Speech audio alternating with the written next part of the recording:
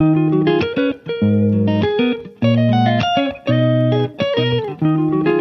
श्रीमन्नारायण। नमस्कार दोस्तों, आज मैं आप लोगों को अधिक मास में दीपदान की पौराणिक कथा क्या है वह सुनाऊंगी, इसलिए आप लोग मेरे वीडियो में अंत तक बने रहें। वीडियो को स्किप ना करें और ध्यान से सुनें। अधिक मास महात्म्य में ऐसा बताया गया है कि इस महीने में दीपदान करने से और कथा सुनने से मनुष्य 5 प्रकार के पापों से मुक्त हो जाता है। अधिक मास में धार्मिक कर्म जैसे गीता के 15वें अध्याय का पाठ, अधिक मास में पढ़ने वाली पद्मिनी एकादशी का व्रत और दान भी कर सकते हैं। एक बार राजा दृढ़ धनवान ने ऋषि वाल्मीकि से पूछा कि अधिक मास में दीप दान करने का क्या महत्व है और इससे कौन सा पुण्य प्राप्त होता है। तब ऋषि वाल्मीकि ने राजा से कहा कि मैं आपको एक कथा सुनाता हूँ जो राजा चित्रबाहु के पूर्व जन्म से संबंधित है। एक समय पर सौभाग्य नगर नाम का राज्य हुआ करता था। उस राज्य में सुख, शांति और समृद्धि सभी कुछ था। उस राज्य का राजा चित्रबाहु हुआ करता था, जो शरीर से जितना शक्तिशाली था, मन से उतना ही दयालु था, जिसे न सिर्फ धर्म का ज्ञान था बल्कि वह उसका अनुसरण भी करता था।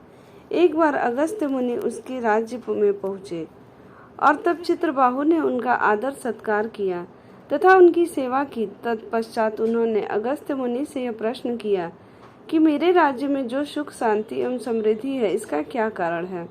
ऐसा कौन सा पुण्य है जिसकी वजह से यह सब वैभव है? मुनि बोले, अपने पूर्व जन्म में तुम प्राणियों का शिकार करते थे और तुम्हारा नाम मणिग्रीव हुआ करता था। तुम स्वभाव से नास्तिक थे और चरित्र से दुष्ट, दूसरों के साथ बुरा व्यवहार करते थे और पराई स्त्रियों के साथ तुम्हारे संबंध थे। तुम्हारे इसी आचरण के कारण तुम्हारी जाति के लोगों ने तुम्हारा बहिष्कार कर दिया।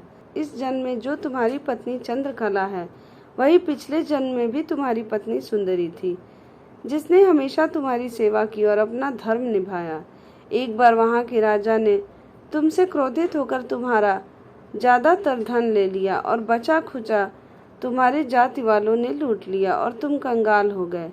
लेकिन ऐसी हालत में भी तुम्हारी इस पतिव्रता पत्नी ने तुम्हारा साथ नहीं छोड़ा। इसके बाद तुम अपनी पत्नी के साथ जंगल में चले गए और वहां पर पशुओं को मारकर अपना जीवन यापन करने लगे। और इसी तरह एक दिन शिकार करने के लिए तुम जंगल में गए, जहां पर एक उग्रदेव नाम का ब्राह्मण मूर्छित अवस्था में तुम्हें मिला, जो रास्ता भटक गया था। तुम उन्हें उठाकर अपने घर ले गए। तुम दोनों पति पत्नी ने उस ब्राह्मण की सेवा करके उसे ठीक कर दिया। होश में आने पर उन्हें आश्चर्य हुआ कि मुझे यहाँ कौन लाया। फिर मणिग्रीव उन्हें लेकर तालाब पर गया और कहा कि आप नहा लीजिए और उसके बाद फलाहार करके जल ग्रहण कीजिए। मणिग्रीव और उसकी पत्नी ने उग्रदेव का आदर सत्कार किया और उन्हें प्रणाम किया और फिर उन्हें फल प्रदान किए। इस पर उग्रदेव ने कहा कि मैं आपको नहीं जानता, इसलिए कृपा कर अपना परिचय दीजिए ताकि मैं यह फल ग्रहण कर सकूं। मणिग्रीव के परिचय देने के बाद उग्रदेव ने फल ग्रहण किए और कुछ देर आराम किया। मणिग्रीव ने उनकी सेवा की और पूछा कि आप इस जंगल में कैसे आए और आप कहाँ जा रहे थे। तब उग्रदेव ने बताया कि वह प्रयाग जा रहे थे और रास्ता भटक गए थे। उग्रदेव ने उन दोनों पति पत्नी की सेवा से प्रसन्न होकर उनसे कहा कि तुम दोनों ने मेरी इतनी सेवा की है, बताओ मैं तुम्हें क्या दूं? और यह प्रश्न भी किया कि तुम दोनों इस जंगल में क्यों रह रहे हो। तब मणिग्रीव ने अपने भयंकर कर्मों और पापों के बारे में उन्हें बताया और इस दरिद्रता से निकलने के लिए और वैभव को पाने के लिए उपाय पूछा। उग्रदेव ने कहा कि तुम दोनों ने जो मेरा आदर सत्कार किया है, उस कारण मैं तुम्हें ऐसा उपाय बताता हूँ जिससे कि बिना तीर्थ में गए, बिना दान किए या बिना किसी व्रत के तुम्हारी गरीबी दूर हो जाएगी। तो सुनो, अब से 3 महीने बाद जो अधिक मास आएगा, उसमें तुम दोनों पति पत्नी भगवान श्री कृष्ण अर्थात पुरुषोत्तम भगवान को प्रसन्न करने के लिए दीप दान करना, जिससे तुम्हारी गरीबी जड़ से खत्म हो जाएगी।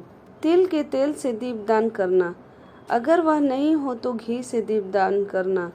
लेकिन इस जंगल में तुम्हारे पास यह दोनों नहीं है, इसलिए तुम महीना भर इंगुदी के तेल से दीपदान करना।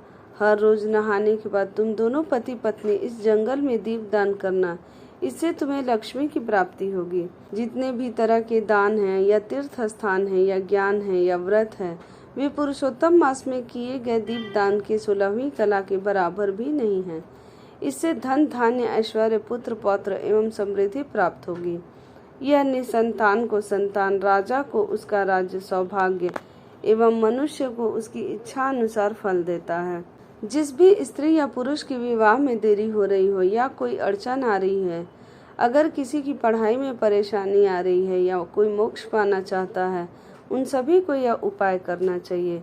इस तरह मुनि ने चित्रबाहु से कहा कि पिछले जन्म में तुम्हें और तुम्हारी पत्नी ने जो इंगुदी के तेल से पुरुषोत्तम मास में दीपदान किया था, उसी कारण तुम्हें यह समृद्ध राज प्राप्त हुआ है। अगर कोई संपूर्ण मास में अखंड दीपदान करता है या व्रत करता है तो उसके पुण्य की कल्पना भी नहीं की जा सकती। बोलो जय श्रीमन नारायण। अगर आपको मेरी यह कथा अच्छी लगी हो तो मेरे चैनल को लाइक करें, सब्सक्राइब करें, शेयर करें और कमेंट में जय श्रीमन नारायण जरूर लिखें।